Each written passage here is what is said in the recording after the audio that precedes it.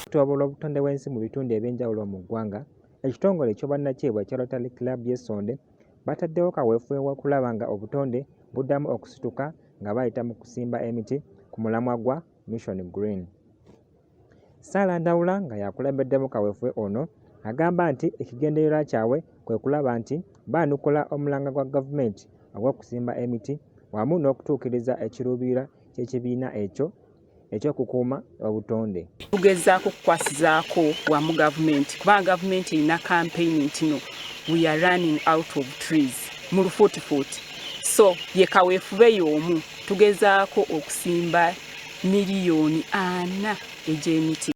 Robert Ochen nga y'omu ku bateesiteesi agamba nti ekikyasinze okuleeta obuzibu mu ggwanga kwe kubanga amateeka agafuga obutonde nga kino kiviiriddeko obutonde okwongera okutaataaganyizibwa. Government to come strongly to enact laws that revamp all the swamps, all the virgin lands in this country so that they can be covered.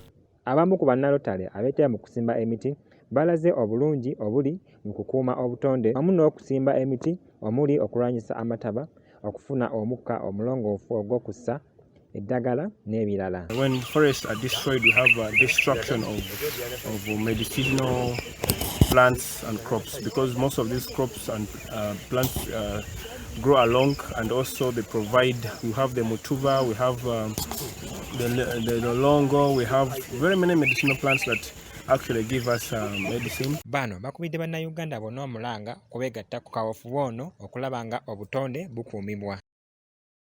Uganda is losing a lot of forest cover, it's losing a lot of green cover, and would like to invite you all to join us in this effort to plant trees. You don't have to plant many trees, even just one tree in your homestead is enough to make a change. The planting trees, we are trying to bring back the trees that were cut by those the people who are ignorant about environment. Nyembe Arafat for MRI TV.